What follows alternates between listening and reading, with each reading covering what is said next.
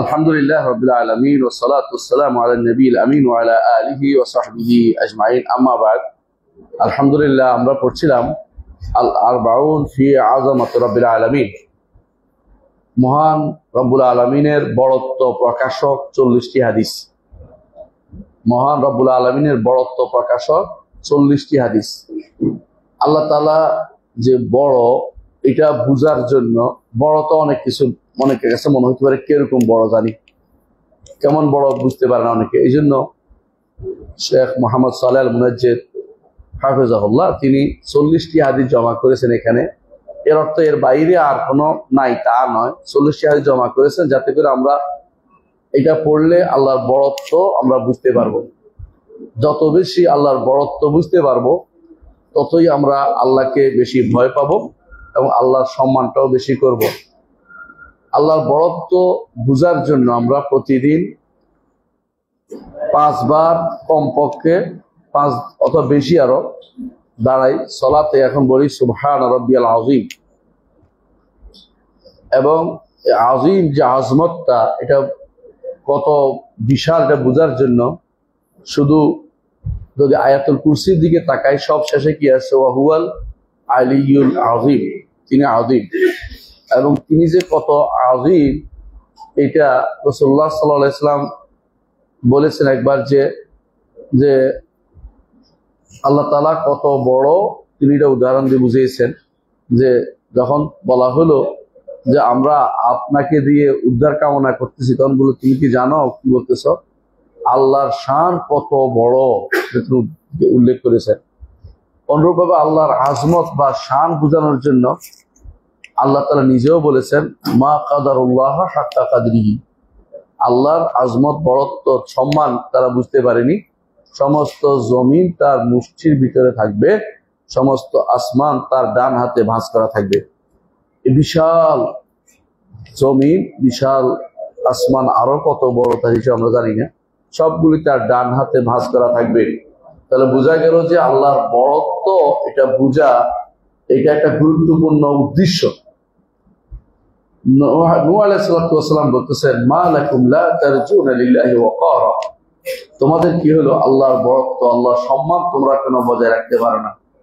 এই জন্য আল্লাহর সম্মান যে ব্যক্তি বজায় রাখবে, আল্লাহর সম্মান যে ব্যক্তি বজায় রাখতে পারবে, সে ব্যক্তি আল্লাহর বড়ত্ব বুঝতে পারবে। আবার আল্লাহর বড়ত্ব বুঝলেও সম্মানটা বজায় রাখতে পারবে। এর অর্থ বড়ত্ব বুঝার সাথে আল্লাহ তাআলাকে চেনা জড়িত। আল্লাহ তাআলাকে যথার্থভাবে চিনতে হলে আল্লাহর বড়ত্ব বুঝতে হবে, আল্লাহর বড়ত্ব বুঝতে হবে। তিনি কত বড়, সৃষ্টিকুল খুব ছোট, এটা বুঝতে হবে। একটি হাদিস আজকে আমরা আলোচনা করবো বড়ত্ব প্রকাশের জন্য। হাদিসটি বর্ণনা করেছেন আব্দুল্লাহ ইবনে আব্বাস রাদিয়াল্লাহু আনহু। তিনি বলেন আখাযাল্লাহু তাবারাকা ওয়া তাআলা আল মিসাকা, আল্লাহ তাআলা অঙ্গীকার নিয়েছেন। মিসাক মানে হলো শক্ত অঙ্গীকার, দৃঢ় অঙ্গীকার, দৃঢ় অঙ্গীকার নিয়েছেন। এমনি সাধারণ ওয়াদা হচ্ছে একটা, অঙ্গীকার হলো যেটা দৃঢ়ভাবে নেওয়া। মিন যহরি আদম, আদমের পিঠ থেকে। বিনামান, নামান একটা জায়গার নাম, নামান একটা জায়গার নাম, যে জায়গাটা ইয়ানি আরাফা, ব্যাখ্যার মধ্যে দেয়া আছে আরাফাতে। তাহলে অঙ্গীকার দুনিয়াতে আসার পরে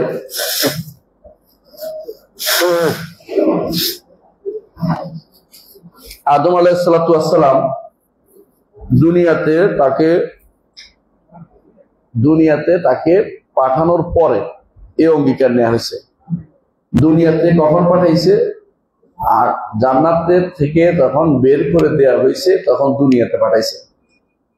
এইটা কিছুটা প্রমাণ করে, কিছুটা যেটা বলা হয় যে আদমের জাত, আদম পড়ছে শ্রীলঙ্কায় আর মা হাওয়া পড়ছেন জিদ্দাতে, এইটার আসলে বড় ধরনের কোনো দলিল, শুদ্ধ দলিল পাওয়া যায় না। এটা বরং বোঝা যায় যে তিনি আরব দেশেই পড়েছেন, যদি এটা শুদ্ধ হয় হাদিসটা। আল্লাহ তাআলা অঙ্গীকার নিয়েছেন, মহান রব্বুল আলামিন অঙ্গীকার নিয়েছেন আদমের পিঠ থেকে নামান, জায়গাটা হচ্ছে নামান, নামান হচ্ছে আরাফাতে, আরাফা পুরাটা না, আরাফার পাশে শহর, উপত্যকাটাকে বলে ওয়াদি নামান বলে, এখনো এটা নাম ওয়াদি নামান। এক পাশে হচ্ছে বতনে ওরানা, বতনে ওরানা।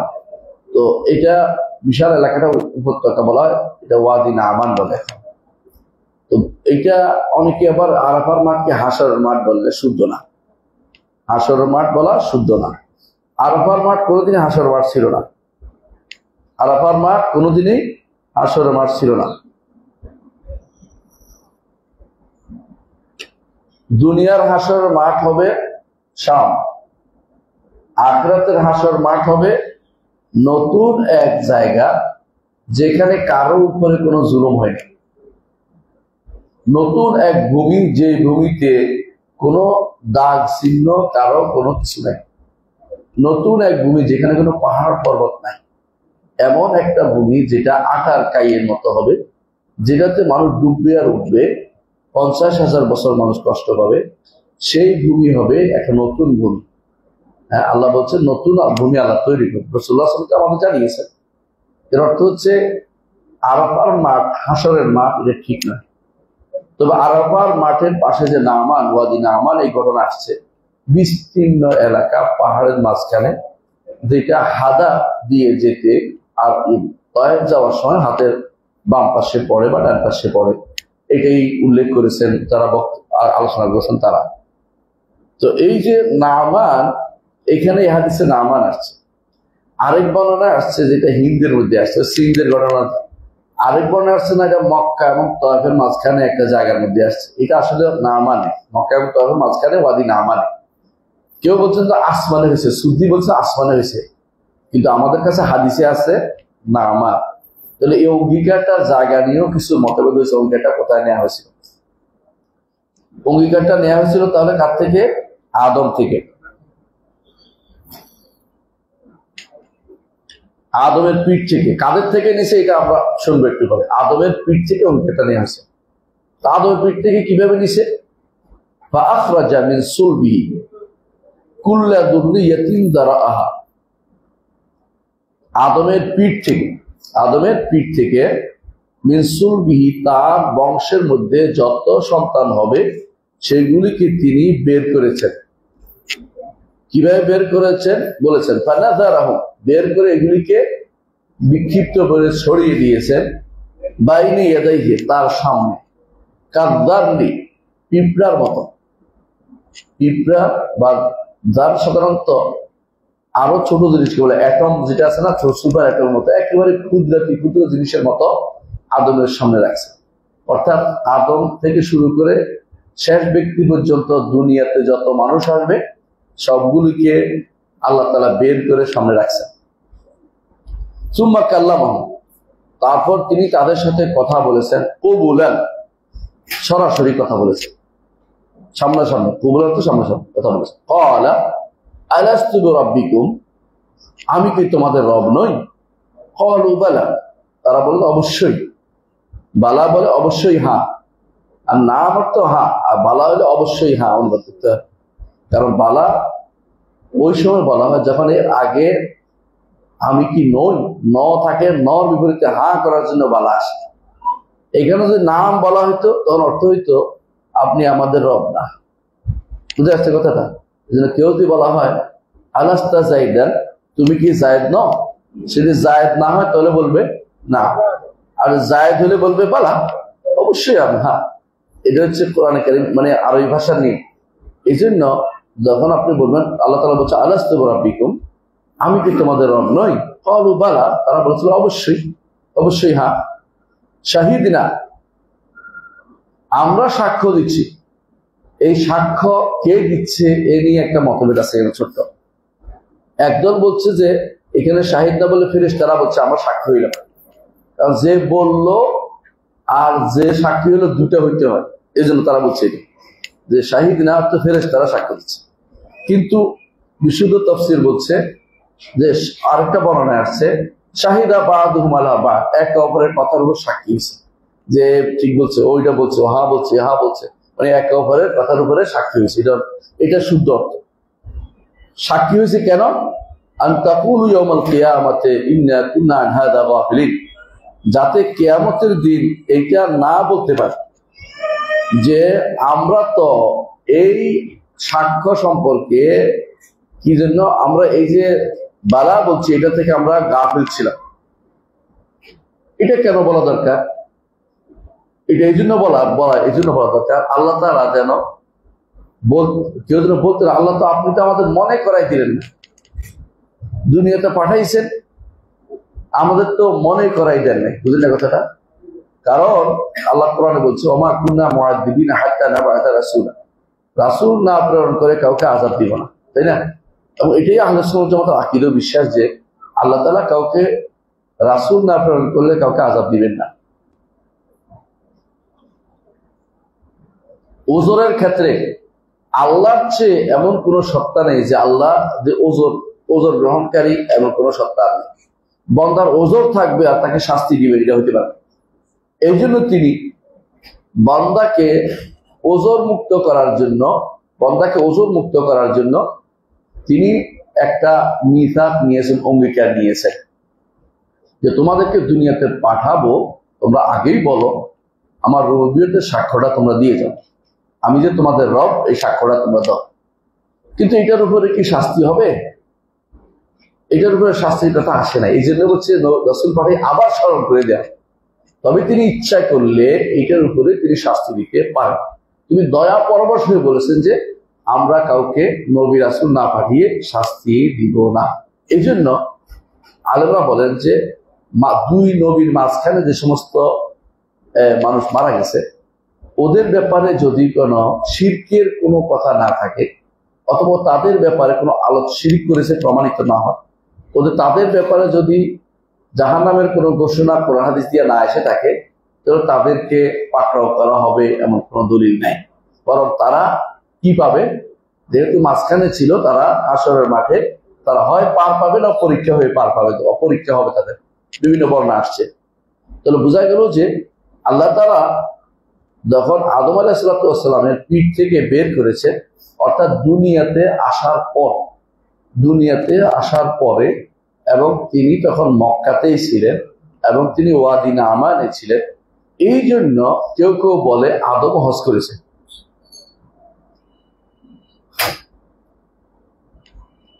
কারণ ওয়াদি নামান এটা আরাফার মাঠের সাথে লাগোয়া, এর অর্থ হচ্ছে হজের জায়গা।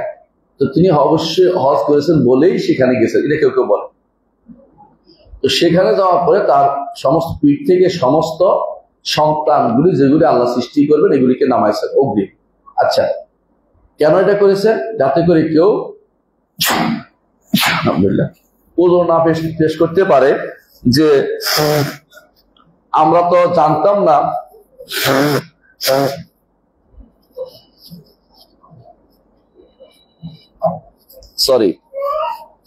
আমরা তো জানতাম না যে আল্লাহর বিষয়টা আপনি আমাদের অন্তরে দিয়ে দেন নাই। এটা হলো কথা। এই হচ্ছে হাদিসটি। এই হাদিসটি আব্দুল্লাহ ইবনে আব্বাস রাদিয়াল্লাহু আনহু বর্ণনা করেছেন। এই হাদিসটির সাথে সংশ্লিষ্ট আরো বেশ কিছু হাদিস আছে। মোটামুটি বলতে পারেন প্রায় 10টা হাদিস এসেছে। এগুলোর মধ্যে 4টা হাদিস 5টা হাদিস, এগুলি 5টা হাদিস হচ্ছে মরফু, বাকিগুলো হচ্ছে একটা আছে দুর্বল, বাকিগুলি একটা আছে মরফু দুর্বল আর বাকিগুলো মওকুফ।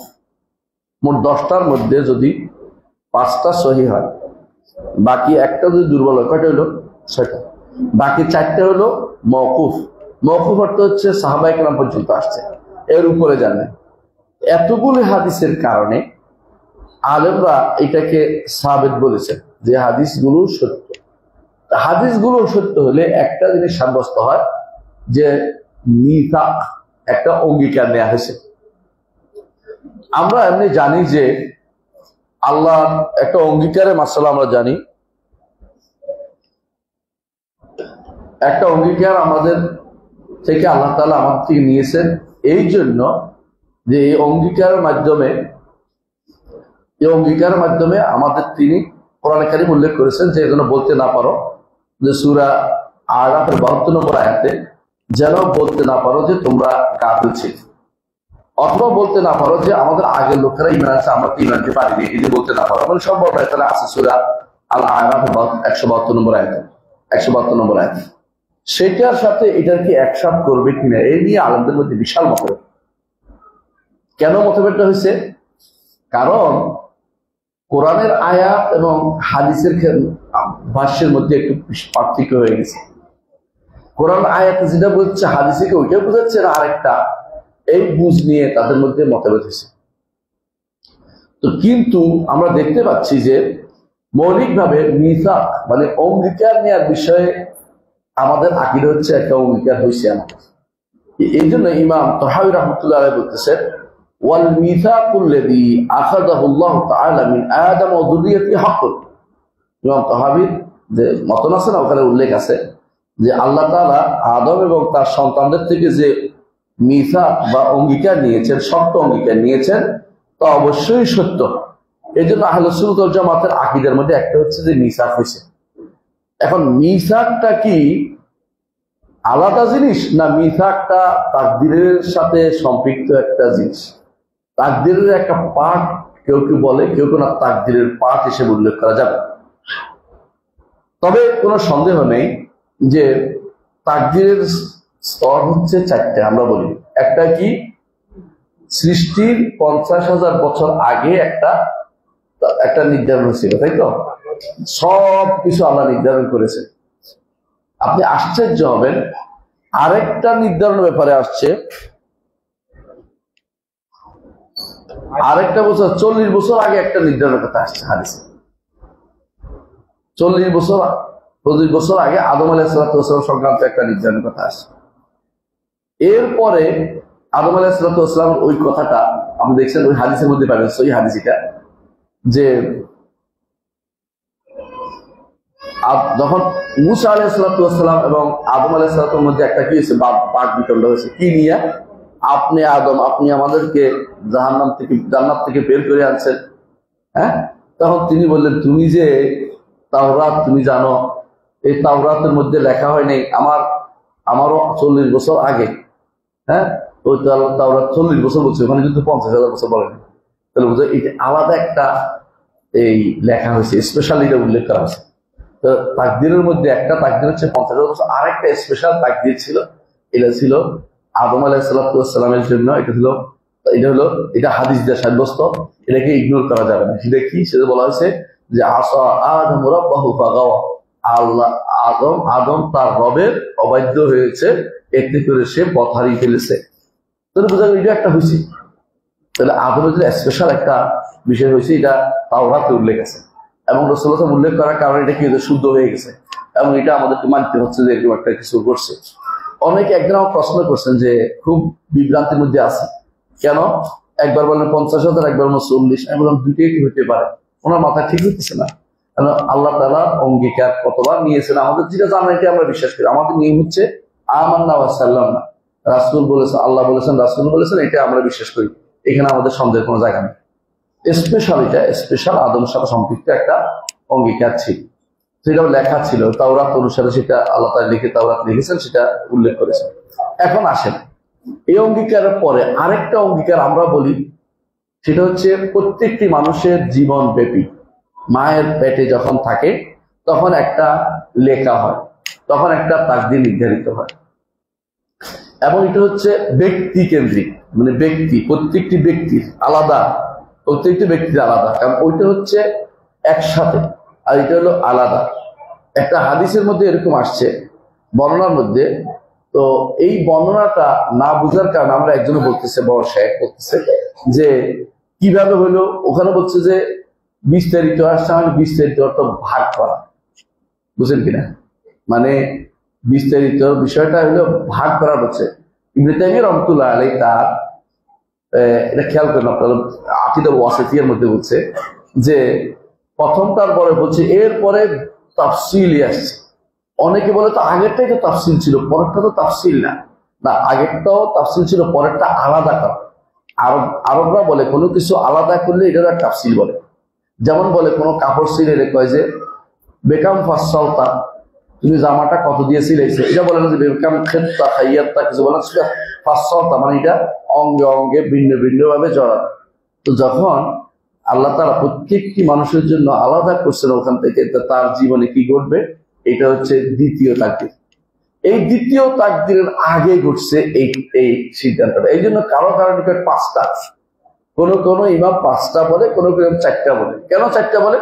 কেউ কেউ এই মিসাককে বলে এটা তাকদীরের অংশ না, এটা অঙ্গীকার, এটা আগের অঙ্গীকারের অংশ। আর কেউ কেউ বলে এইটাও একটা তাকদীর হিসেবে ধরা হয়, তখন এটাকে 5টা ধরে।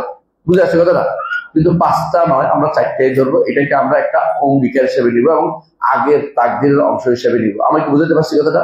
এটা বুঝে নিয়ে সুন্দর করে, তাহলে বুঝে আসছে যে এরকম একটা অঙ্গীকার হয়েছে। আরেকটা আমরা জানি তাকদীরের আরেকটা স্তর কোন দিক?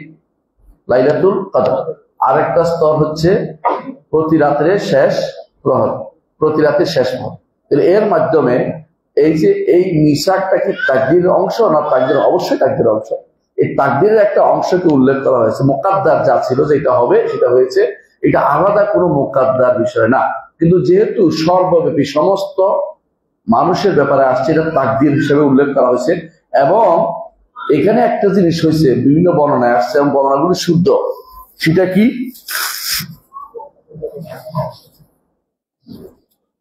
বর্ণনাগুলোতে আসছে যে এই তাকদীরের বর্ণনাগুলোতে আসছে যে আল্লাহ তাআলা 2 ভাগ করে ফেলছেন।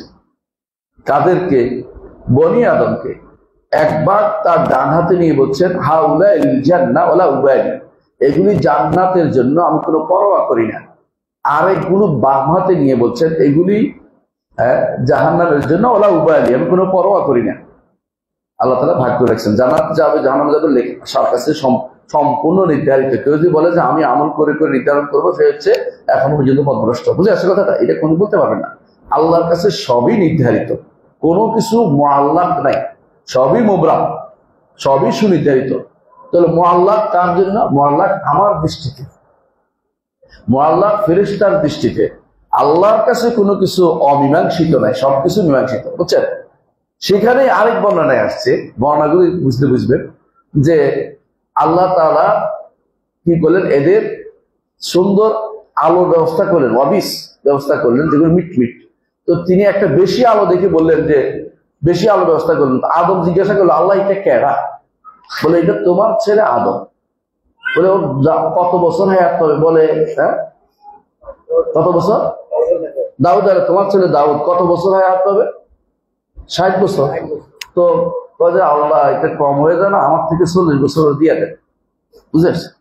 তো আদম আলাইহিস সালাম যখন 960 বছর হয়েছে, তখন কি আছে, মালাকুল মউত আসে, এসে বলছে যে আপনার মৃত্যু শেষ হয়ে যাচ্ছে, সময় শেষ। না, আরো 40 বছর আছে। না, এগুলিতে আপনি আপনার ছেলে দাউদকে দিয়ে দিয়েছেন। না, আমার মনে পড়ে না। হাদিসে আসছে নাসিয়া আদম বা নাসিয়া যুররিয়াতু, আদম ভুলে গেছে, তার সন্তানরাও ভুলে যায়। বুঝে আসছে কথাটা? সন্তানরাও ভুলে গেছে যে আমরা একটা অঙ্গীকার নিয়েছিলাম, ভুলে গেছে। পীরেরা বলে, কোন পীর, আমি যে ওই যে অঙ্গীকার নিয়েছিলাম এটা আমার মনে আছে, মিথ্যা কথা বলছে। কারণ কেউ মনে করতে পারে না, এটা হলো নিজের বুজুর্গি দেখানো তো। এগুলো বলে যে কেউ এটা বলবে সে মিথ্যা কথা বলছে। এমনকি তারা কোনো বড় অলি আল্লাহর নামে এগুলি প্রচার করে, অমুক অলি এটা বলেছেন যে তিনি এখনো মনে আছে। আমি বলছি ভালা মনে আছে। আব্দুল কাদের জিলানী রহমতুল্লাহ নামে এগুলো বানায়, বুঝলেন না কথাটা? এগুলি আমরা কোনোভাবেই বিশ্বাস করি না, কারণ এগুলো মিথ্যা কথা, এগুলো বানোয়াট কথা বলে। তাহলে এই একটা আরেকটা আছে, রাসূলুল্লাহ সাল্লাল্লাহু আলাইহি ওয়াসাল্লাম বলেছেন, আরেকটা হাদিস আছে এরকম, হাদিসগুলির মধ্যে আছে, আমি উল্লেখ করে বইটা নিয়ে আসছি, ভালো একটা বই। তো ওরা আছে যে আমি আল্লাহ তাআলা হাসরের দিন বলবেন, আদমের পিঠে থাকতে তুমি এখন জাহান্নামে যাচ্ছ বনি আদম, আমি আদমের পিঠে থাকতে তোমার কাছে একটা জিনিস চাইছিলাম, দেখি একমাত্র আমার ইবাদত করবে, দুনিয়াতে এসে আমাকে রব হিসেবে মানবে, ইবাদত করবে। তুমি দুনিয়াতে যাই তুমি ভুলে গেছো, শিরক করেছো। ওইটাও প্রমাণ করে যে এটা কি একটা অঙ্গীকার ছিল এবং এটা একটা নির্ধারণ ছিল, এটা একটা নির্ধারণ ছিল।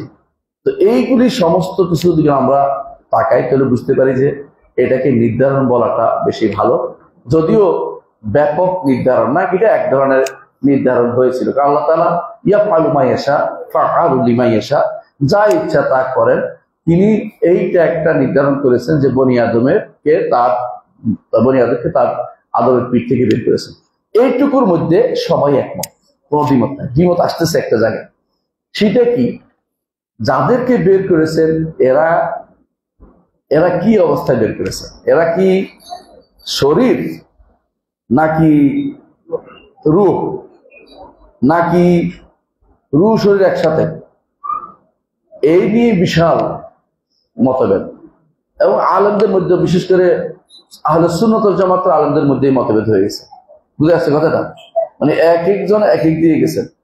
ধরেন ইমাম মুহাম্মদ ইবনে কাব আল কোরাজি, ইবনে মান্দা, ইসহাক ইবনে রাহওয়াই, ওনাদের মত হচ্ছে যে রূহের উপর শুধু হয়েছে, শুধু রূহের উপর। তারা বলেন যে কারণ রূহে তো বুঝে, শরীরকে আর বুঝে না, এক নম্বর কারণ। দ্বিতীয় কারণ হচ্ছে যে আসলে রূহ আগে, শরীর পরে, এইটা বুঝছে তারা, এই জন্য তারা এই মতে গেছে।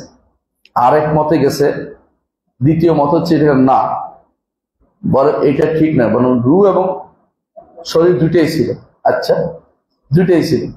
তো তারপরে কি হয়েছে, এর মধ্যে বিবেক তৈরি করে দেওয়া, যে বিবেক দিয়ে তারা বুঝতে পারে।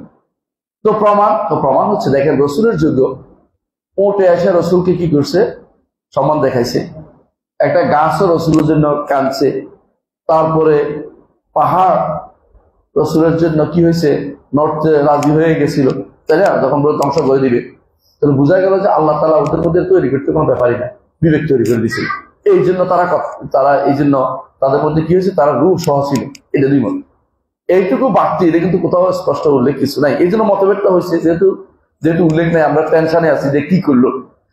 আসলে একটু না জানলেও কোনো ক্ষতি নেই, হয়েছে বললে হলো, কিভাবে হয়েছে না জানলেও কোনো সমস্যা নেই, আমাদের কাছে অসুবিধা নেই। এখানে আরেকটা জিনিস ঘটছে, সেটা কি জানেন? বড় গুরুত্বপূর্ণ জিনিস হচ্ছে যে এই যে বের করাটা, এটাকে কি নাম দিবে? একদল বলে এটার নাম আলমুল আরওয়াহ, হ্যাঁ, আলমে আরওয়াহ। আরেক দল বলে আলমুদ্দার, ভাবছিল। একদল বলে রূহ জগৎ। আমরা রূহ জগৎ আলাদা করতে চাই না কেন? আসলে দেখেন আপনি, রূহ জগৎ আলাদা হয়েছে এমন কোনো হাদিস নেই, এমন কোনো হাদিস নেই, বর্ণনা নাই। বরং বলছে বের করে কি, বলছে বের করে, এখান থেকে বের করে, কাদেরকে বের করছে? দাঁত, কামসাল দাঁত, মানে একেবারে অনুর মতো। অনু তো আর রূহ বুঝাচ্ছে না, অনু তো জিসিম হইতে পারে, জিসিম শরীর হইতে পারে। তাহলে এখানে তো আমরা ইয়া পাচ্ছি না। আরেক দল বলছে যে আলমুদ্দার, একদম বলছে আলমুর রূহ, একদম বলছে আলমুদ্দার, না মানে জগৎ, রূহ জগৎ, আর হচ্ছে না দার জগৎ, হলো কি অনু জগৎ। এই হলো দুই আলম, এক গোষ্ঠী ঠিকই আলমুল আরওয়াহ, রূহ আগে সাব্যস্ত করছে, রূহ আগে সৃষ্ট, পরে দার সৃষ্টি করছে, এমন কোনো বর্ণনা কিন্তু আসে নাই। যার আসছে এটুকু আমরা বলি বিভিন্ন বর্ণায় যে অনু জগৎটা উল্লেখ করা হচ্ছে, যে অনু থেকে তাদেরকে জিজ্ঞাসা করা হচ্ছে, কিন্তু অনুতে আলাদা জগৎ ছিল, এরপর রাইখে দিছে, এমন কত বর্ণনা আসে নাই। তাহলে বোঝা গেল যে এটা বের করে আবার এটা কি করেছে, ভ্যানিশ করে দেওয়া হয়েছে, এটাই বোঝা গেল। এইটার পরে আসছে যে না, এইটা এই হাদিসের সাথে আয়াতের সম্পর্ক তৈরি করতে হবে। কোন আয়াত? সূরা আল আরাফের 172 নম্বর আয়াতের একটা সম্পর্ক তৈরি করতে হবে। সূরা আরাফের 172 নম্বর আয়াতের জায়গাতে এসে এটা যখনই বলা হয়েছে, তখন আলেমদের মধ্যে মতভেদ হয়েছে, না এইটার সাথে এইটা মিলে, একবার মিলে না। একদল বলছে মিলছে, একদল বলে মিলে না, দুই দল হয়ে গেছে। এটা বুঝছেন? মানে হাদিসের কথার সাথে এটার সাথে অনেক ব্যাপারে কি আছে, বৈপরীত্য আছে। এই জন্য তারা বলে যে না, এই আসলেই এখানে বৈপরীত্য আছে। এটা দিয়ে দলিল, এটা দিয়ে এই হাদিস দিয়া আয়াতে ব্যাখ্যা করা যাবে। আরেকদল ঠিকই ব্যাখ্যা করছে, আরেকদল ব্যাখ্যা করছে, কি ব্যাখ্যা করছে? যে না, এই ব্যাখ্যা করব, তবে আমরা, একদল ব্যাখ্যা করছে, একদল ব্যাখ্যা করে নাই। একদল ব্যাখ্যা করছে, তারা বলে যে ব্যাখ্যা করতে যেটা ওইটা একই জিনিস, যেটা 172 নম্বর সূরা আরাফের আয়াতে আসছে, আর এটা একই জিনিস। ওখানে কি আসছে? ওই আখাযা রাব্বুকা মিন বানি আদম মিন যুহুরিহিম যুররিয়াতাহুম ওয়া আশহাদুহুম আলা আনফুসিহিম আলাস্তু বিরাব্বিকুম ক্বালু বালা শাহিদনা আন তাকুলু ইয়াওমাল কিয়ামাতি ইন্না কুন্না আন হাযা গাফিলিন আও তাকুলু ইন্নামা আশরাকা আবাউনা মিন ক্বাবলু ওয়া কুন্না যুররিয়াতাম মিন বা'দি ওয়া তাকুলু কাযা ফাআল মুবতিলুন। একটু পর্যন্ত আয়াতটা, পুরো আয়াতটা বুঝেন তো বুঝবেন যে এইটার সাথে এই আয়াতের সম্পর্ক তৈরি করা একটা কঠিনই আছে। কেন কঠিন আছে আমরা একটু করে 10টা বা কয়েকটা কারণ উল্লেখ করব, যেটা ইবনে কাসির উল্লেখ করেছেন বা অন্যরা উল্লেখ করেছেন। তো এর মধ্যে যারা বলে যে না এটা নিয়ে ব্যাখ্যা করব, তাদের কথা হলো এগুলি কাছাকাছি, এবং এর মধ্যে অনেক পরবর্তী অনেকে গেছে আল্লামা শানকিতি রহমতুল্লাহ এই পক্ষে যে আয়াত এবং হাদিস একই কথা বলছে। শানকিতি, এবং শুধু শানকিতি না, এর মধ্যে আপনি বলতে পারেন কয়েকজন নাম আমি বলতে পারি। একজন হচ্ছে এমনকি মুহাদ্দিসিনরা প্রায় একই কথা বলছে যে এই আয়াতের তাফসীর হচ্ছে এই হাদিস, তারা একই কথা বলছে। আবার শেখুল আলবানী একই কথা বলছেন যে এই আয়াতের তাফসীর হচ্ছে এই হাদিসগুলো, আয়াতের তাফসীর হাদিসগুলো। এই জন্য তারা দেখবেন যখনই তাফসীর করে এগুলো নিয়ে আসে। কিন্তু এর বিপরীতে যারা বলছে যে না এই আয়াতের তাফসীর হাদিস না, এই হাদিস আলাদা, এই হাদিস যেগুলি আসছে এগুলো শুধু মুকাদ্দার, অর্থাৎ এই ঈমান বিল কাদারের সাথে সম্পৃক্ত, আর যেটা এই আয়াতে আসছে এটা ফিতরাতের সাথে সম্পৃক্ত। এই কথা কে বলছে? এই কথা বলছে ইবনে তাইমিয়া, এই কথা বলছে ইবনে কাইয়িম, এই কথা বলছে ইবনে কাসির, এই কথা বলছে ইবনে আবিল হানাফি। এমনকি ইবনে তাইমিয়ার আগে বলছে এটা, ইঙ্গিত করেছে এটা ইমাম তাবারি এবং ইমাম রাজি, এবং পরবর্তীদের মধ্যে এই কথা বলেছে মোহাম্মদ রশিদ রেদা, এবং এই কথা বলেছে আমার ওস্তাদ শেখ আব্দুল্লাহ গুনাইমান হাফেজাহুল্লাহ। তিনি আমাদেরকে প্রধান পড়াইতেন, বলতেন না এটা ওইটার সাথে মিলে না, উনিটার মিলে রাজি। তো তাহলে যদি কোনো না মিলে,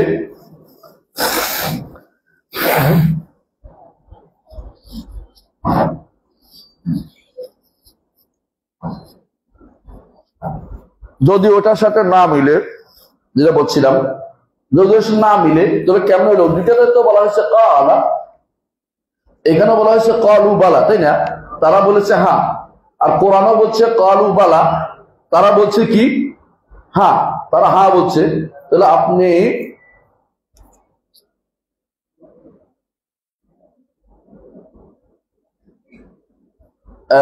তারা বলছে হ্যাঁ, আর কোরআনও বলছে কালু বালা, দুইটা এক মিলে গেছে? কয় না, মিলে নাই।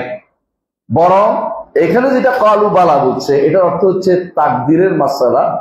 এই আর যেটা এই কাউলের অর্থ মূলত এইটা যে এইটা মেনে নিয়েছে, যেমন কোরআনে কারীমে বহু জায়গাতে বলছে, এরকম বহু প্রমাণ আছে যে এখানে কাউল বলতে মেনে নেওয়া বোঝায়। যেমন কোরআনে কারীমে বলছে, আল্লাহ তাআলা বলছেন আসমান ও জমিনকে এই তিয়া তাওয়ান ও কারহা, আসো দুইজন আসমান জমিন আমার কথা আনুগত্য করো। আল্লাহ তাআলা বলছে আসমান জমিনকে ক্বালাতা আতাইনা তাইন, উভয় বলছে কি আপনার আনুগত্য করতে, উভয় বলছে, এর বহু কওল আসছে, কিন্তু এখানে বলা দ্বারা বোঝাচ্ছে আনুগত্য মেনে নেয়াকে, আনুগত্য মেনে নেয়াকে। তো এখন ইবনে তাইমিয়া রাহমাতুল্লাহ আলাইহি বা পরবর্তী যারা, বিশেষ করে আমাদের ওস্তাদরা বা আমরাও এর কাছাকাছি এই মতের পক্ষে, সেটা হচ্ছে যে এখানে কাউল দ্বারা বোঝাচ্ছে মূলত তামসিল বলে এটাকে, যে তাদের থেকে অঙ্গীকারটা আদায় করে নেওয়া আছে, তাদের মধ্যে ফিতরাতে ঢেলে দেওয়া আছে। ফিতরাত এটা দ্বারা ওই তাকদীরের মাসলাটা আসতেছে না, বরং ফিতরাতটা তাদের অন্তরের ভিতরে আল্লাহ প্রত্যেকটি বনি আদম, কারণ এখানে বলছে কি দেখেন যে আদমের পিঠে কি করছে, পিঠ থেকে তিনি নিয়ে আসছেন আর মশাই করে নিয়ে আসছেন, আর কিন্তু কোরআনে বলছে বনি আদমের পিঠ থেকে আসছে। এত বোঝা গেল যে আদমের পিঠ আর বনি আদমের পিঠটা এক হতে পারে না।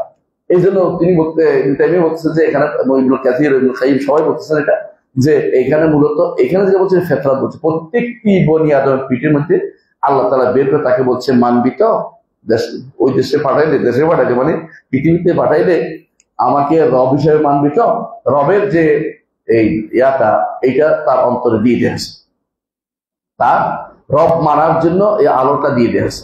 তো পৃথিবীতে আসলে ওই আলোতে জ্বলে না, আরেকটা আলো লাগে, সে আলোটা হচ্ছে নবী রাসূলদের আলো।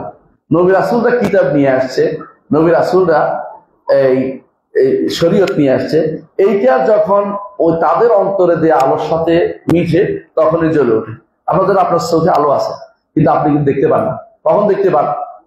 বাইরে আলো একটা পড়লে, বাইরে আলো পড়লে দেখতে পান, আপনি সব আলো দেখতে পান। এই জন্য যে বনি আদমের ভিতরে যে আল্লাহ তাআলা দিয়ে দিয়েছেন যে ফিতরাত, যে আল্লাহ রুবুবিয়ত মানা, আল্লাহকে রব হিসেবে মানার ক্ষেত্রে যে আমরা দলিল বলি, এইটা যখন পড়ছে, এটার উপরে যখন বাইরের আলো, নবীদের আলো করছে, কোরআনের আলো, বাণীর আলো, আল্লাহ বাণী করছে, তখন এসে জ্বলে উঠছে, ইমান আনছে। আর যারা ফিতরাত নষ্ট করে ফেলেছে তারা ইমান আনে নাই, ফিতরাত নষ্ট করে তারা ইমান আনে নাই। এই জন্য তারা এই হাদিস, এই আয়াতের সাথে দলিল হিসেবে নিয়ে আসছেন ইবনে তাইমিয়া, ইবনে কাইয়িম, ইবনে কাসির, ইবনে আবিল ইজ, হানাফি, ওনারা কি দলিল নিয়ে আসেন? যে আল্লাহ রাসূল সাল্লাল্লাহু আলাইহি ওয়াসাল্লাম বলেছেন, হাদিসে কুদসিতে আল্লাহ তাআলা বলেছেন, ইন্নী খালাকতু ইবাদি হুনাফা কুল্লিহিম, আমি আমার বান্দাদেরকে সবগুলিকে হানিফ করে সৃষ্টি করেছি, শিরিক মুক্ত করে সৃষ্টি করেছি, কিন্তু দুনিয়াতে আসার পরে তারা সেগুলিকে পরিবর্তন করে ফেলেছে। যেমন তোমরা দেখো, একটা ছাগলের বাচ্চা জন্ম দেয় কিরকম, তার কোনো কান কাটা থাকে না, মানুষ এটা কান কেটে দেয়। তেমনি দুনিয়াতে আসার পর তার পিতা মাতা, হাদিসে, অন্য হাদিসে আসছে যে কুল্লু মৌলুদিন ইউলাদু আলাল ফিতরা, প্রত্যেকটি জন্মগ্রহণকারী শিশু ফিতরাতের উপর জন্ম নেয়। আবাওয়াহু ইউহাউইদানিহি আও ইউনাসরানি আও ইউমাজ্জিসানি, পিতা মাতাকে ইহুদি বানায়, নাসারা বানায়, মাজুসি বানায়। এই হলো কথা। এখন দেখা যাচ্ছে যে একদল বলতেছে যেটা ফিতরাত, আরেকদল বলতেছে যে ফিতরাত মানলাম, কিন্তু সাথে সাথে এটাও যে এটা হাদিস, কোরআন আয়াত এবং হাদিস একই রকমের তাফসীর। এখন প্রশ্ন হচ্ছে দুইটা কি এক জিনিস কিনা? এক জিনিস কিনা? এখানে কয়েকটা জিনিস বোঝার বিষয় আছে। এক নম্বর হচ্ছে যে কয়েকটা জিনিস হচ্ছে যে বনি আদমকে বের করা এবং আলাদা করা এবং নেককার বদকে আলাদা করা হাদিসটা আমরা পাইছি। তো এটা বলে তাকদীরের মাসলা চলে আসছে, আসলে মুকাদ্দার জিনিসটা। কিন্তু যেই জিনিসটা যেই সমস্ত ইবনে কাইয়িম বলেন, যে সমস্ত বর্ণনা আসছে যে তাদেরকে ইস্তানতাকাহুম, কথা বলাইছে কে, কাদেরকে? আদমের সন্তানদেরকে বের করে আদমের পিঠ থেকে বের করে সামনে ফালাইয়া কথা বলাইছে, এবং যেখানে বলছে আশহাদাহুম, তাকে সাক্ষী রাখছে, এবং যাদেরকে বলেছে খাতাবাহুম, কথা বলছে, তারা আল্লাহর সাথে কথা বলছে, এই বর্ণনাগুলি একটাও শুদ্ধ না। কে বলতেছিলেন? ইবনে কাইয়িম বলতেছে যে একটাও শুদ্ধ না। কিন্তু মুহাদ্দিসদের মধ্যেও কিন্তু এই কথাটা বলছে অনেকে যে এই বর্ণনাগুলি শুদ্ধ না। এমনকি আমরা যে বর্ণনাটা পাচ্ছি, এই বর্ণনাটা নিয়েও আগে এই বর্ণনাটা ইতিপূর্বে ইমাম তবারি বলছেন যে এই বর্ণনাটা শুদ্ধ না, কিন্তু পরবর্তীরা আইসা এবং ইমাম ইবনে কাসির বলছে এটা মওকুফ, এটা সহিহ ইয়া না, মারফু না। কিন্তু ইমাম শাইখুল আলবানী রাহমাতুল্লাহ বলছেন না, এটা মারফু সহিহ। তারপর তিনি বলছেন, শাইখুল আলবানী নীতি অনুসারে তিনি বলেন যে যদি কায়দা, মুহাদ্দিসদের কায়দা হচ্ছে যদি কোনো হাদিস সাহাবী বলেন এবং এই হাদিসের এমন নয় যে তিনি ইজতিহাদ করে বলতে পারেন এমন কিছু, তো এটা মারফু ধরা হয়। কারণ এটা তো মারফু ধরাই হয়ে যায়, সুতরাং এটা মারফু ধরা হবে। এই নিয়ে হচ্ছে মুহাদ্দিসদের মধ্যেই দুইটা গোষ্ঠী হয়ে গেছে। বেশিরভাগ মুহাদ্দিস কিন্তু এটাকে, আবার বলছি, এটাকে তাফসীর হিসেবে মনে করে। এই জন্য দেখবেন প্রত্যেক যেই আয়াতের তাফসীর করছে হাদিস এগুলো নিয়ে আসছে। কিন্তু আবার বিপরীতটাও আনছে, ইবনে কাইয়িম যারা, তাইমিয়া যারা করছে, ওনাদের অনুসারী যারা, তারা অন্য ওই হাদিসগুলি আছে, ফিতরাতের হাদিস আছে, এই হাদিসগুলি একসাথে আনলে বলছেন এইগুলি আলাদা জিনিস, এগুলো আলাদা জিনিস। সালেহ আল শেখ নাম শুনেছেন? হ্যাঁ, বর্তমানে জীবিত আছে। উনি বলছেন যে এত মতভেদপূর্ণ জায়গা আমি আর জীবন দেখিনি, বিশাল একটা। উনি তারপর বলতেছেন যে তবে এখানে একটা জিনিস আছে, এমনকি যিনি যারা ইবনে আবিল ইজ হানাফি, তিনিও বলতেছেন যে এখানে মূলত একটা জিনিস হচ্ছে, এটা হচ্ছে এক জায়গাতে সবাই একমত যে এই হাদিসটার মধ্যে যে নিষাদটা হয়েছে, মানে অঙ্গীকার নেওয়া হয়েছে হাদিসের মধ্যে, এবং কোরআনের মধ্যেও অঙ্গীকার আছে, কারণ এখানেও এটা উল্লেখ করেছে। তো অঙ্গীকারের ব্যাপারে ঠিক, কিন্তু অঙ্গীকারটা কি তাকদীর অংশ হিসেবে না ফিতরাতের অংশ হিসেবে? এবং এইটা তাকদীর, হাদিসগুলো যে তাকদীরের আলোচনা, এটা সন্দেহ নেই, কিন্তু কোরআন কি তাকদীর আলোচনা করছে না ফিতরাতের আলোচনা করছে, এইটা হলো মতভেদের জায়গা। আসল জায়গা হচ্ছে এখানে, বুঝে আসছে কথাটা, এই জায়গাটা। তো তিনি বলতে চাচ্ছেন যে কিছু জায়গাতে একমত আছে, কিছু জায়গাতে তারা দ্বিমত হয়েছে, একতলাফ হয়েছে, মতভেদ হইতেই পারে। তো তিনি বলছেন যে আলেমরা বলতে চাচ্ছে যে কিছু জায়গায় একমত, সেটা কি? যে আল্লাহ তাআলা আদমের পিঠ থেকে কি বের করছে? সন্তানদের বের করেছে, একটা। আরেকটা হলো আল্লাহ তাআলা দুইটা কবজা করেছে, এটাও হাদিস, দুই মুষ্টির ভিতরে দিয়েছে, এটাও হাদিসের সাব্যস্ত।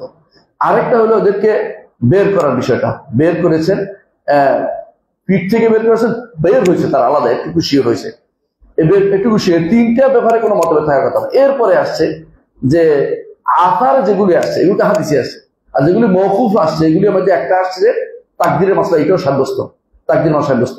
আরেকটা হচ্ছে আল্লাহ এদের আগে পরে সবকিছু কি হবে সেটা লিখছেন, এটাও সাব্যস্ত। আরেকটা হচ্ছে যে তাদের মধ্যে নেককার বদকার কি হবে, এটাও সাব্যস্ত। তাহলে বোঝা গেল অনেকগুলো সাব্যস্ত হলো। এখন প্রশ্ন হচ্ছে এইগুলির মধ্যে আদম আলাইহিসসালামের সাথে যে কথা বলেছে, আদম আলাইহিস সামনে আসছে, এগুলি কি সত্যি পুরো সৃষ্টি আসছে নাকি তাদের মতো করে একটা মিসাল হিসেবে আসছে? এইগুলো মতভেদে যায়। বুঝছেন কথাটা? এই জায়গাতে ইবনে তাইমিয়ারা বলতে চাচ্ছেন, ওনারা বলতে চাচ্ছেন যে এটা আসলে পূর্ণ সৃষ্টি আসে না, পূর্ণ সৃষ্টির প্রশ্ন আসে না। কারণ সৃষ্টি হয় মায়ের পেটে। আল্লাহ তাআলা কোরআনে কারীম বলছেন তোমরা কিছুই ছিলে না, হাল আতা আল ইনসান হিনু মিনাদ দাহর লাম ইয়াকুন শাইআন মাযকুরা। মানুষের উল্লেখিত কিছু ছিলই না, এত উল্লেখযোগ্য হলে তো সৃষ্টি থাকতো। এর জন্য তারা সৃষ্টি মুক্ত, পূর্ণ সৃষ্টি কিছুই ছিল না। খালক মুস্তাকার, স্থায়ী কোনো সৃষ্টি তারা ছিল না, স্থায়ী কোনো সৃষ্টি তারা ছিল না। তো এবং বরং পূর্ণ সৃষ্টি না, এটা একটা মিসাল হিসেবে আসছে। আর এরকম মিসাল দেয়া আরবি ভাষাতে আসে। এরপর তিনি বলতেছেন কি, ইবনে আবিল হানাফি বা ওনারা বলতেছেন, ইবনে তাইমিয়া ওনারা, যে যেখানে বলা হয়েছে কথা বলিয়েছেন, বলছে এগুলি এমন কোন হাদিস দ্বারা আসে না, কথা বলা সহিহ হাদিস আসে না। ইস্তন্তক আহম যে শব্দগুলি আসছে, এটা সহিহ হাদিস দ্বারা আসে না। এটা হচ্ছে আমরা যাদের কথা বলছি এরা। আর যারা বলছে না এটা না আসলেও হাদিসগুলো অনেকগুলো বর্ণনা আসছে, বোঝা গেল এটা একটা আসল আছে, কথা বলতেও পারে, আল্লাহ ইচ্ছা করলে সবাই কথা বলাইতে পারে, সুতরাং তারাও কথা বলছে, এটা ধরে নিচ্ছে তার। কিন্তু আসলে বোঝা গেল যে কথা বলার বিষয়ে সরাসরি কোনো নস হওয়া সহি নস নাই, বরং এটা অর্থ হইতে পারে এটা যে তাদের থেকে অঙ্গীকার নিয়েছে, এবং অঙ্গীকারটা হচ্ছে মূলত তাদের অন্তরের ভিতরে কি দিয়েছে, ফিতরাত দিয়ে দিয়েছে, যে তারা দুনিয়াতে গেলে তারা আল্লাহর বিধানে আল্লাহ তাআলার রবুবিয়তকে অস্বীকার করবে না। এখন আপনি বলতে পারেন এই যে এটা দিয়েছে, এটাতে লাভটা হচ্ছে একটা, সেটা হচ্ছে যে রবুবিয়তের এই আলোর কারণে তার উপকার হয়েছে, দুনিয়াতে গেলে তার উপরে যখন এরা দাওয়াত দিবে, নবীরা দাওয়াত দিবে, তখন সে উবুদিয়ত, উলুহিয়তটাকে বাস্তবায়ন করবে। কারণ রবুবিয়তের সরাসরি কোনো দলিল, রবুবিয়তে শিরিক করার কেউ দলিল দিতে পারবে না। রবুবিয়তের তার অন্তরের ভিতরে আল্লাহ তাআলা দিয়েছে। এই জন্য মানুষ যতই, বেশিরভাগ মানুষ কিন্তু একটা সত্তাকে মানে, কারণ তার অন্তরের ভিতরে এটা দিয়ে দেওয়া হয়েছে। শুধু পরিবর্তন করে কারা? বাবা পিতা মাতা পরিবর্তন করে, আর কে পরিবর্তন করে? আত্মীয় স্বজন, আর কে? পরিবেশ, শিক্ষা, পরিবেশ, শিক্ষা, বন্ধু বান্ধব এগুলি পরিবর্তন করে। শয়তান পরিবর্তন করে, শয়তানও পরিবর্তন করে। নফসে আম্মারা বিসু, বেশি অবস্থা খারাপ হলে সেটাও পরিবর্তন করে, অন্ধকার হয়ে যায় না। ফিতরাত মানুষের একটা বড় জিনিস, ফিতরাত দিয়ে মানুষ অনেক কিছুই কি করতে পারতো, মানুষ মেনে নিতে পারতো। এই জন্য এখন ইবনে তাইমিয়া রাহমাতুল্লাহ আলাইহি বলেন যে আল্লাহর অস্তিত্বের উপরে সবচেয়ে বড় দলিল হচ্ছে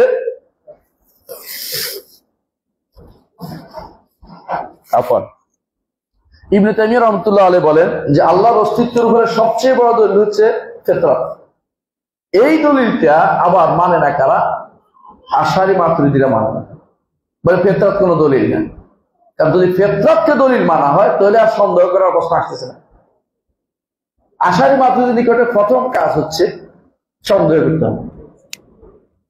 আল্লাহর অস্তিত্বের ব্যাপারে প্রথম কাজ হচ্ছে সন্দেহ করতে হবে। সন্দেহ থেকে ধীরে ধীরে একটা বাদ দিয়ে দিয়া ইয়াকিনে যাইতে হইব। বুঝলেন কিনা কথাটা? মানে প্রথম কি করতে হবে? আল্লাহর অস্তিত্বের ব্যাপারে সন্দেহ আছে, সন্দেহ কেন? এই কারণে এটা বাদ দিয়ে ধীরে ধীরে ফিরে যেতে হবে। এর উপরে বুতি বই লিখছে, বুতি, মোহাম্মদ সাইদ রমাদান বুতি বই লিখছে, কুবরা ইয়াকিনিয়াত, যে আগে সন্দেহ, তারপরে হক। এইটা একটা ভুল চিন্তাধারা। এই বাতিল এরা যেহেতু এইটা মানে, যেহেতু আগে ক্ষেত্র যদি মেনেই নেয় তাহলে তো বোঝা গেল আগে ঠিক ছিল, মানুষের ভিতরে পরে সন্দেহ ঢুকতেছে।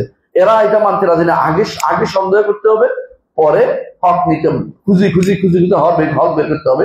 এমনকি আশারীরা এটাও বলে ফেলেছে দুর্ভাগ্যবশত যে আল্লাহর অস্তিত্বের ব্যাপারে যদি কেউ আরেকজনকে তাকলিদ করে আল্লাহর অস্তিত্ব মেনে নিচ্ছে, তার ঈমান শুদ্ধ না। নাউযুবিল্লাহ। বুঝছেন কথাটা? এই জন্য ঈমান মোকাল্লেদ নাকি শুদ্ধ না। এটা বড় জঘন্যতম কথা। কারণ এটা কেন বলছে? আল্লাহর অস্তিত্ব আগে প্রত্যেকেই নিজের মতো করে সাব্যস্ত করতে, অথচ আল্লাহ মাফ করুক আমরা কি মনে করি, বাবা ঈমান আনছে, আমার ঈমান আছে, এবার চলতেছে। এটা তো একটা নেয়ামত আল্লাহর পক্ষ থেকে, যে আমি ফিতরাতের মাধ্যমে ঈমানটা পেয়েছি, এটাই বিশুদ্ধ। রাসূলুল্লাহ সাল্লাল্লাহু আলাইহি ওয়াসাল্লাম আমাদেরকে এই জন্য বলছেন যে ফিতরাতের উপর প্রত্যেকটি মানুষকে আল্লাহ তাআলা সৃষ্টি করেছেন।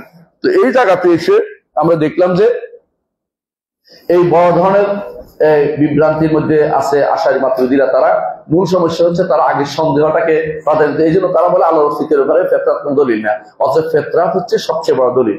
এই জন্য আল্লাহ তাআলা কোরআনে কারীম বলেছেন আবিল্লাহি শাক্কুন ফাতিরিস সামাওয়াতি ওয়াল আরদ, আল্লাহর ব্যাপারে কি সন্দেহের বিষয়? আসমান জমিনের স্রষ্টা যিনি। আবার বলছেন ফিতরাতাল্লাহিল্লাতী ফাতারান নাস আলাইহা, আল্লাহর ফিতরাত যার উপর আল্লাহ মানুষকে সৃষ্টি করেছেন, ফিতরাত দিয়ে দিয়েছেন যে মানুষের অন্তরের ভিতরে এটা জ্বলবে।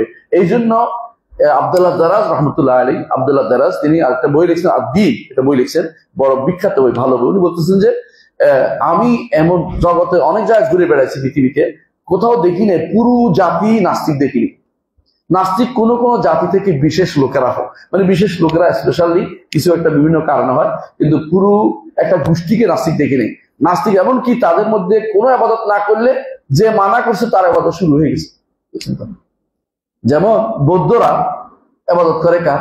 বৌদ্ধের আবাদত করে, অথচ বৌদ্ধ বলছে যে কোনো আবাদত এই সমস্ত কিছু লাগবে না, সে কিন্তু এটা মানতো না।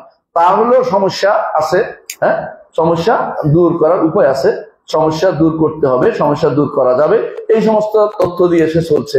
এগুলি যখন চলে গেছে সে, তো মানুষের অন্তরে শান্তি পায় না আবাদত না করলে, মানুষ আবার ওরে আবাদত শুরু করে দিচ্ছে। হ্যাঁ, বুঝে যাচ্ছে কথাটা?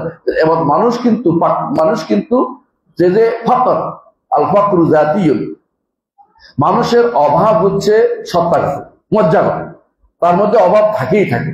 কেউ বলবে না যে আমি স্বয়ং সম্পূর্ণ, সবাই বলে যে আমার কিছু একটা অভাব আছে। যেমন আমি বলি আমার সুস্থতার অভাব, আপনারা বলবেন যে আমার এই টাকার অভাব, কেউ বলে আমার চাকরির অভাব, কেউ বলে আমার জ্ঞানের অভাব। অভাব মানুষের মধ্যে আছেই আছে। তো অভাব যার আছে অর্থ সে স্বয়ংসম্পূর্ণ হইতে পারে না। যে কারোর কাছে ধর্ণা দিতে চায়, কারোর কাছে নিজেকে ছোট করতে চায়, কারোর কাছে চাইতে চায়, এবং এইটা ব্যক্তি মানুষ মাত্র, সে তো দাস, যেহেতু সে উল্টাটা করতে পারে না। এই জন্য সে অবশ্যই যে মনে না চাইলেও ভিতরে ভিতরে কি করে একটা স্রষ্টাকে মেনে নেয়। এই জন্য আল্লাহ তাআলা কোরআনে কারীমে বলেছেন ওয়াজাহাদু বিহা ওয়াস্তায়কানাতহা আনফুসুহুম যুলমান ওয়া উলুয়া, মুখে অস্বীকার করলে অন্তরের ভিতরে আছে যে না, একদম স্রষ্টা অবশ্যই আছে। এই জন্য ফিতরাতের বিষয়টা খুবই গুরুত্বপূর্ণ। অনেকে যারা অস্বীকার করে ফিতরাতের বিষয়টা, এটা ঠিক বলে না, বরং ফিতরাতটাই শুধু প্রথম দলিল হচ্ছে যে ফিতরাতটাই হচ্ছে মানুষের অন্তরের ভিতরে আল্লাহ দিয়ে দিয়েছেন যাতে করে আল্লাহকে মানতে পারে। এই ফিতরাতের হাদিসটা যেটা এখানে, এটা না, আয়াতটা হচ্ছে ফিতরাতের, আর হাদিস যেটা এটা হচ্ছে মিসাকের, এবং এটা হলো তাকদীরের সাথে সম্পৃক্ত। আল্লাহ মুকাদ্দার করেছেন, এই মুকাদ্দারটা বর্ণনা করেছেন কারণ এক জায়গায় হাদিসগুলো জমা করলে বোঝা যায় যেটা তাকদীরের বর্ণনার জন্য শুধুমাত্র এসেছে, যে বনি আদম দুনিয়াতে যাই করুক না কেন দুই ভাগে বিভক্ত হবে, ফারিকুন ফিল জান্নাতি ওয়া ফারিকুন ফিস সাঈর। এবং আল্লাহ তাআলা অন্য আয়াতে বলেছেন যে হুয়াল্লাযী খালাকাকুম ফামিনকুম মুমিন ওয়া মিনকুম কাফির, তিনি তোমাদের সৃষ্টি করেছেন, একদল হবে এক গোষ্ঠী ঈমানদার, আরেক গোষ্ঠী কাফের। বুঝা যাচ্ছে কথাটা? তাহলে আমরা বুঝলাম যে এই হাদিসটা আল্লাহর বরত্ব প্রকাশক। এর কিছু শিক্ষা আমরা নিই। এক নম্বর হচ্ছে এটা একটা আল্লাহর বরত্ব প্রকাশক হাদিস। তো বরত্ব প্রকাশক কেমন হাদিস হলো? এই জন্য যে আপনি একটু চিন্তা করেন তো, আদম আলাইহিস সালাম কেমন 60 হাত লম্বা একটা মানুষ, তাই না? মানুষ তো তিনি, তার পিঠ থেকে তিনি কি করেছেন, মুছে যারা যারা দুনিয়াতে আসবে সবগুলি বের করেছেন। হ্যাঁ, সবগুলি বের করে আবার তাদেরকে জিজ্ঞাসা করেছেন, অথবা তাদের অন্তরের ভিতরে দিয়ে দিয়েছেন। দুটো একটা তো সত্য। এই যে বের করা, তাদের অন্তরের ভিতরে রবিয়তে দিয়ে দেয়া, যেটাই হোক, যেটা বের হয়েছে দিয়ে দিয়েছেন, বের করে দিয়ে দিয়েছেন, কথা বলেছেন, যদি কথাও বলেছেন বলি, তাহলে আরেকটা অতিরিক্ত সাব্যস্ত হয়। এই যে বিশাল যজ্ঞ, বিশাল কর্ম, এটা কি কারো পক্ষে সম্ভব? এটা কত বড় সত্তার কাজ, এটা শুধু তার আজমতকে শুধুমাত্র প্রমাণ করতেছে। দ্বিতীয়ত এখানে বলছে যে নাসারাহুম বাইনা ইয়াদাইকা দাররি, একবার অনুর মতো করে সামনে রাখছে, অনুর মতো। তাহলে পূর্ণ সৃষ্টি সেটা ছিল না, অনুর মতো সৃষ্টি করছে। তারপর তাদের সাথে কথা বলেছে সামনে, এবং তাদেরকে জিজ্ঞাসা করেছেন, এবং তারা তার জবাব দিয়েছে। জবাব মুখে দিয়েছে না জবাব অবস্থা দিয়ে দিয়েছে, এটা ভিন্ন কথা, এটা মতভেদ আছে, কিন্তু জবাব তো দিয়েছে। এই জবাবটা দিয়েছে আল্লাহ তাআলা এই বিশাল কাজটা করেছেন, এবং সেটা করেছেন জগতে আসার পরে। কে? আদম আলাইহিস সালাম পৃথিবীর মধ্যে আসার পরে।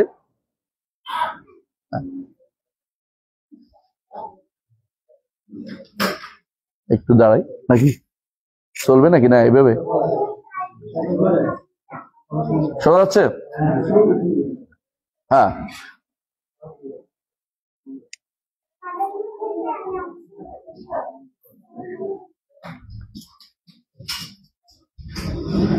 দুনিয়া আসার পরে তিনি আল্লাহ তাআলা দুনিয়া আসার পরে আদম আলাইহিস সালাম থেকে এবং তার পিঠ থেকে এগুলিকে বের করেছেন দুনিয়া আসার পরে, এবং সেগুলিকে আবার তাদের আদমের পিঠে এগুলিকে আবার মিলিয়ে দিয়েছেন। এর অর্থ হচ্ছে এটা একটা বিশাল কাজ, যে কাজটা আমরা সাধারণত উপলব্ধি করতে পারছি না।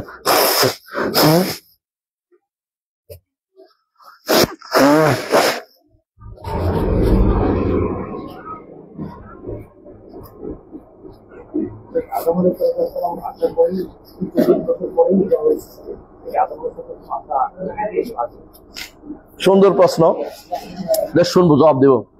আদম আলাইহিস সালাম আসার পরে 40 নাই, এখানে উল্লেখ নাই। 40 বলছি আরেকটা জিনিস যেটাতে আদমের সৃষ্টির 40 বছর আগে, আদম আলাইহিস সৃষ্টির 40 বছর আল্লাহ তাআলা তাওরাত লিখেছিলেন। ও তাওরাতের মধ্যে লেখা আছে আসা আদম রাব্বাহু ফাগাও, এটার সাথে এটা একসাথে করে ফেলবে না, বোধহয় একটু খরচ লাগে গেছে তোমাদের জন্য, এটার ভিতরে না। তাহলে আদম আলাইহিস সালামকে এই যে বিশাল ব্যাপারটা, এই বিশাল যজ্ঞের বিষয়টা, এটা কিন্তু আল্লাহর আজমতকে প্রকাশ করে, যে তিনি বিশাল এক সত্তা, বিশাল সত্তা, বড় সত্তা, যিনি এই বিশাল কর্ম করেছেন। দ্বিতীয় শিক্ষা হচ্ছে এটা, এই হাদিসের দ্বিতীয় শিক্ষা হচ্ছে এটা, যে রুবুবিয়তের স্বীকৃতি না চললে থাক, কষ্ট দিয়েন না। রুবুবিয়তের স্বীকৃতির বিষয়টা আল্লাহ তাআলা মানুষের অন্তরে দিয়ে দিয়েছেন। দ্বিতীয় শিক্ষা হচ্ছে এটা, এবং হ্যাঁ, তাকে যে মানতে হবে এটা গুরুত্ব বেশি বলেই, যে জিনিসের গুরুত্ব বেশি সেই জিনিসই আল্লাহ তাআলা দিয়ে দেন, আর যে জিনিস গুরুত্ব কম সেটা মানুষে একজন অপরকে বলতে পারে। আর যেহেতু রব আল্লাহকে রব মানা খুবই গুরুত্বপূর্ণ, এই জন্য আল্লাহ তাআলা এই কাজটা করে দিয়েছেন। এটা আল্লাহ তাআলার পক্ষ থেকে বিশেষ দয়া যে তিনি বান্দার অন্তরের ভিতরে রুবিয়তের বিষয়টা দিয়ে দিয়েছেন, যে আল্লাহকে রব মানবে। পরিবর্তন না হলে প্রত্যেকে মানত, পরিবর্তন না হলে প্রত্যেকে এটা মেনে নিত। 3 নম্বর হচ্ছে আল্লাহ তাআলা এর মাধ্যমে হুজ্জত কায়েম করেছেন, প্রমাণ প্রতিষ্ঠা করেছেন। প্রমাণ প্রতিষ্ঠা বুঝেন তো, আল্লাহ তাআলা কাউকে প্রমাণ প্রতিষ্ঠা না করে ওমা কুন্না মুআযিবিনা হাত্তা নাবআসা রাসূলা, রাসূল না প্রেরণ করে তার শাস্তি দিবেন না। এটা হচ্ছে এই পরেরটা হচ্ছে উলুহিয়াতের, যেটা আয়াতে আসছে ওমা কুন্না মুআযিবিনা হাত্তা নাবআসা রাসূল, এই প্রমাণটা হচ্ছে যে উলুহিয়াতের ইবাদত একমাত্র কার জন্য? আল্লাহর জন্য, একমাত্র আল্লাহর জন্য হবে। এইটা হচ্ছে ফিরে নবীরা বলছেন। আর কারণ রুবুবিয়তের জন্য, এই জন্য নবীরা এসে বলতেন না এক আল্লাহর কথা আছে, একজন রব একজন আসলে বলতেন না, কারণ তারা এটা ভালো করে ওটা দিয়ে দেওয়া হয়েছে আমার রবের পক্ষ থেকে, আমার দরকার দ্বিতীয়টা, সেটা কোনটা? একমাত্র উলুহিয়াটাকে প্রতিষ্ঠা করে যায়। এই জন্য তারা সবসময় বলতেন, আল্লাহ তাআলা কোরআনে কারীমে বলেছেন, যখনই আমরা কোন রাসূল পাঠিয়েছি, নবী পাঠিয়েছি, তাদেরকে এই ওয়াহি দিয়েছি আন্নাহু লা ইলাহা ইল্লা আনা ফা'বুদুন, এইটা বলেন না যে একজন রব কিন্তু আছে, তোমরা কি জানো কিনা, এর বড় দরকার, কারণ তার অন্তরের ভিতরে আল্লাহ দিয়ে দিয়েছেন। এই জন্য তারা ফিতরাতের এই জায়গাটা বিদ্যুৎ চলে আসছে, মাশাআল্লাহ, আপনাদের কিসমত ভালো, আলহামদুলিল্লাহ। তো ফিতরাতের বিষয়টাকে আবার জাগ্রত করে দিয়েছেন। ফিতরত আগে ছিল, কিন্তু তারা যেটা দিয়ে প্রতিষ্ঠা করেছেন নবী রাসূলরা, সেটা হচ্ছে উলুহিয়াতের হুজ্জত কায়েম করেছেন। তোমাদেরকে জানাচ্ছি কিন্তু এক আল্লাহরই শুধু ইবাদত করতে হবে, আর এক আল্লাহ সৃষ্টি করেছেন, আল্লাহ তাআলাই দিয়ে দিয়েছেন। আর এরা মনে করায় দিতেন, কারা? নবী রাসূলগণ মনে করে দিতেন, কারণ এটা আল্লাহ দিয়ে দিয়েছে অন্তরের ভিতরে। তো এইটাকে আমরা অবশ্যই মনে রাখতে হবে, কারণ আল্লাহ তাআলা 4 নম্বর শিক্ষা হচ্ছে প্রত্যেক মানুষকে আল্লাহ তাআলা ফিতরাতের ভিতরে রুবিয়তে দিয়ে দিয়েছেন, এবং ফিতরাতের বসে দুনিয়াতে আসে। এই জন্য রাসূলুল্লাহ সাল্লাল্লাহু আলাইহি ওয়াসাল্লাম বলেছেন, কুল্লু মাউলুদিন ইউলাদু আলাল ফিতরা, প্রত্যেকটি জন্মগ্রহণকারী ফিতরাতের উপর জন্মগ্রহণ করে, প্রত্যেক শিশু জন্মগ্রহণ করে। আচ্ছা আসি, যে সমস্ত মিসাকের উপর হাদিস আসছে, মিসাকের হাদিস, আমরা এখন কোরআনের আয়াতের ব্যাখ্যাতে যাচ্ছি, আমরা এখন আসছি পরে ফিতরাতের ব্যাখ্যা, মিসাকের ব্যাখ্যা যে সমস্ত হাদিস আসছে, এর মধ্যে প্রথম হাদিসটা হলো ওমর ইবনে খাত্তাব রাদিয়াল্লাহু আনহু হাদিস, এবং এটা হাদিসটার একজন বর্ণনাকারী আছেন মুসলিম ইয়াসা, তাকে মাকবুল বলা হয়েছে। এছাড়া ইবনে আব্দুল বার দুর্বল বলেছেন, উনিরা দুর্বল বলেন নাই। এটা বর্ণনা করেছেন মালিক ইবনে ওয়াহাব, মালিক ইবনে আনাস, এবং আব্দুল্লাহ ইবনে ওয়াহাব, সাঈদ ইবনে মনসুর, আহমদ ইবনে মুসনাদ, আবু দাউদ, তিরমিজি, এরা বর্ণনা করেছেন। সেখানে আছে কয়েকটা জিনিস, সেখানে আছে কি? পিঠ মশাই করছে আদমের, এবং আল্লাহর ডান হাত দিয়ে তার মশাই করছেন। আর বের করেছেন সন্তানদেরকে, এটাও আছে। আর আছে তাকদীর নির্ধারণের কথা আছে এখানে, যে আমি এদেরকে জান্নাতি বানাইছি, জাহান্নাম বানাইছি, এটা বলা আছে। কিন্তু এখানে নাই যে মুখ দিয়ে কথা বলাইছেন, এটা নাই। এবং ওয়াদিন আমানের কথাও নাই ওখানে। হ্যাঁ, আর ওখানে তাদেরকে আলাদা সৃষ্টি করে একেবারে পূর্ণ রূহ এবং জাসাদ দুইটা দিছে এমন কথাও নাই। আপনার দ্বিতীয় হাদিস হচ্ছে আবু হুরায়রা বর্ণিত হাদিস। এই হাদিসটা সহিহ। এই হাদিসটা বর্ণনা করছেন তিরমিজি, ইবনে হিব্বান এবং ইবনে মান্দা এবং লালেকাইশা অনেকে বর্ণনা করেছেন। এই হাদিসের মধ্যে আছে পিঠ মশাই করেছেন, এটাও আছে। আবার কি আছে, পিঠ থেকে সবগুলি বাচ্চা পড়েছে, ছোট ছোট আমরা আর কি। এবং এর মধ্যে একটা আছে যে ওই দাউদ আলাইহিস সালামের কিসসাটা আছে, সেটা কি, ওই আলো জ্বলতেছিল বেশি করে, বলে এটা কে, এটা হচ্ছে তোমার ছেলে দাউদ। এখানে আবার অন্য কথা নাই, এটুকু আসছে তোমার ওই চলে গেছে হাদিসের মধ্যে বর্ণনায় যে দাউদ আলাইহিস সালাম পরবর্তীতে আল্লাহ তাআলা তাকেও পূর্ণ করে দিলেন, আদম আলাইহিস সালাম ভুলে গেছে, আদমকেও পূর্ণ করে দিলেন। এই হাদিসে বর্ণনা আসছে।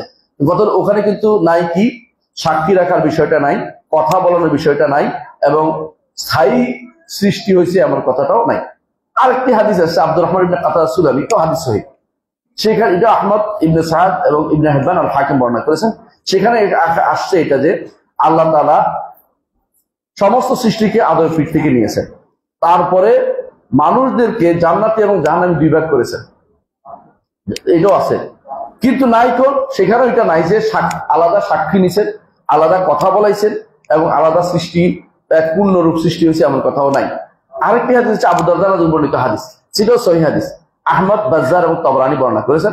এখানে দুইটা জিনিস আছে, একটা হচ্ছে সন্তানদের বের করেছেন এবং সন্তানকে জান্নাতি জাহান্নামে ভাগ করেছেন। কিন্তু সেখানেও নাই কি জিনিস, এটা কি সাক্ষী রাখা, এবং সেখানেও নাই কথা বলানো, সেখানেও নাই যে এদেরকে আলাদা সৃষ্টি, পূর্ণ সৃষ্টি দেওয়া হয়েছে, এমন কোনো কথা নাই। আর বাকি একটা হাদিস আমরা এখন পড়ছি, এই পাঁচটা হাদিসের পাঁচটা হাদিস, এই পাঁচটা হাদিস কিন্তু আলেমরা সহিহ বলেছেন। এর বাইরে একটা হাদিস বলছি দুর্বল আছে, একটা হাদিস কি আছে, দুর্বল আছে। আর এরপরে বাকি যে সমস্ত হাদিসগুলো আছে, সেগুলো বর্ণনা করেছেন, যেগুলো সেই বর্ণনাগুলো নিয়ে আলেমরা বলেছেন যে এগুলো মওকুফ হাদিস। সেগুলি কি মওকুফ হাদিস? সেগুলির মধ্যে আছে আবু উমামা রাদিয়াল্লাহু আনহু হাদিস, উবাই ইবনে কাব বর্ণিত হাদিস, আব্দুল্লাহ ইবনে আমর ইবনে আস বর্ণিত হাদিস। এগুলিকে আলেমরা দুর্বল বলেছেন।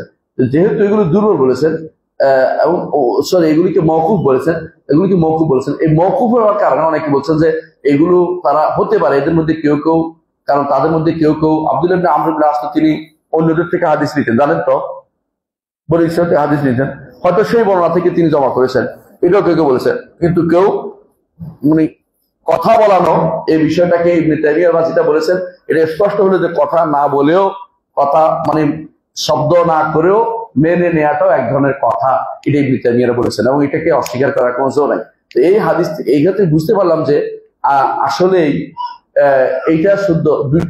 কিছু জিনিস সমস্ত হাদিস একমত যে আদম আলাইহিস সালাম পিঠ থেকে বের করেছেন, এবার সবাই একমত, এবং তাদেরকে জান্নাতি জাহান্নামে ভাগ করেছেন, মুষ্টির ভিতরে নিয়েছেন, এগুলিতে কোনো মতভেদ নাই।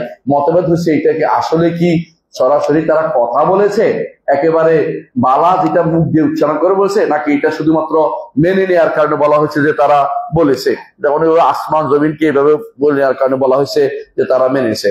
এখানে ইবনে কাসির রাহমাতুল্লাহ আলাইহি কয়েকটা জিনিস উল্লেখ করেছেন, যে ইবনে কাসির রাহমাতুল্লাহ আলাইহি কয়েকটা জিনিস উল্লেখ করেছেন। সেগুলি হচ্ছে যে কেন উনি বলতে চাচ্ছেন, ইবনে কাসির বলতে চাচ্ছেন যে সমস্ত কারণে আমরা বলতে চাচ্ছি, উনি বলতে চাচ্ছেন এটা যে এইখানে কোনো মুখের কথা হয়নি। এক নম্বর হচ্ছে আয়াতের মধ্যে বলা হয়েছে যে বনি আদম থেকে নিছে, আর হাদিসের মধ্যে আসছে আদম থেকে নিছে, দুটো এক হইল না। আবার বলা হচ্ছে যে হাদিসের মধ্যে বলছে আদমের পিঠ থেকে, আর কোরআন আয়াত বলছে বনি আদমের পিঠ থেকে। আদমের পিঠে বনি আদমের পিঠ এক হইলো? বনি আদম বিশাল, আর আদমের পিঠটা একজন, এটা এক হইল না। আবার আর বলছে যে কোরআনে বলছে যে যুররিয়াতি, তাই না, সন্তানদের থেকে, হ্যাঁ, কিন্তু যুররিয়াতাহু আদমের সন্তান থেকে বলে নাই, তাহলে দুইটা এক হইল না। আচ্ছা, আবার বলছে ওয়াশহাদাহুম আলা আনফুসিহিম, প্রত্যেকে সাক্ষী দিছে কথা বলছে। আর এখানে বলছে যে হাদিসে বলা হয়েছে যে তাদের সাক্ষ্য নেওয়া হয়েছে।